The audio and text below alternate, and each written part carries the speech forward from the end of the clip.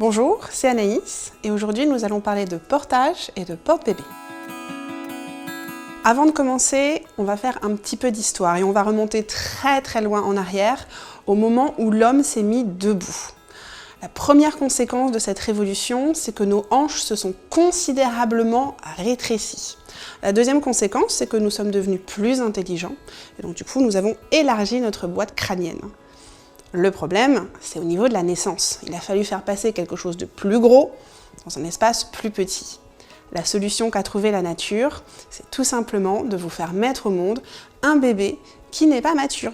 Aussi, les premiers mois de vie de votre enfant sont très importants parce que votre enfant va faire ce qu'on appelle une gestation externe, c'est-à-dire qu'il va continuer sa croissance à l'extérieur de votre ventre, un petit peu comme les bébés kangourous.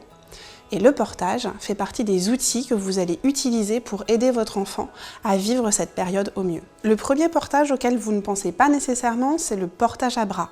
Tout simplement, c'est l'action de prendre votre enfant dans les bras. Je vais néanmoins vous montrer deux choses très importantes quand vous portez votre enfant. La première, c'est de bien maintenir son assise et la deuxième, de bien maintenir ses cervicales. Il vous suffit de passer la main sous l'assise de votre enfant, la seconde au niveau de la colonne vertébrale. Et ainsi, quelle que soit la position, votre enfant sera toujours en sécurité. Le portage à bras, c'est sympa, mais peut-être qu'au bout d'un moment, vous en aurez marre de ne plus avoir vos bras de libre, justement, et vous aurez envie de récupérer vos mains.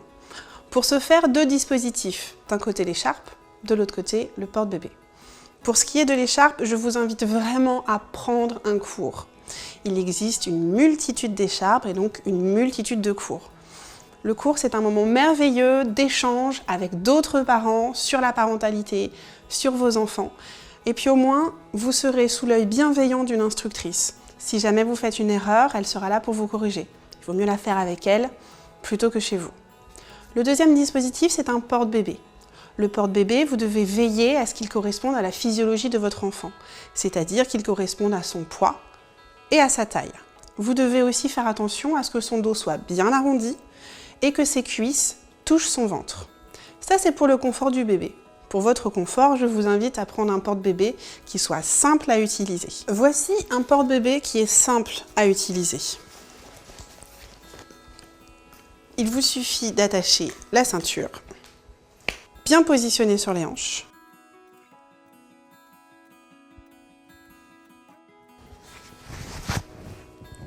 L'attache se fait dans le dos. Ce qui va être important, c'est de veiller à ce que le dos soit bien arrondi.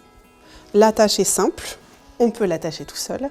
Et vous voyez, les bretelles sont vraiment rebondies pour le confort du porteur. Quel que soit le système de portage que vous choisirez, faites attention à vous, surtout vous mesdames. Vous venez d'accoucher, votre corps a vraiment été mis à rude épreuve. Porter votre bébé doit rester un plaisir. Faites attention à ne pas trop éprouver ni votre dos, ni votre périnée. Faites attention également au nouage d'écharpe qui peut être un petit peu compressant. Vous avez toutes les clés pour passer un merveilleux moment avec votre bébé en portage. Merci d'avoir regardé notre vidéo. Je vous invite à vous abonner à notre chaîne Doctissimo Maman et à très bientôt pour de nouveaux conseils.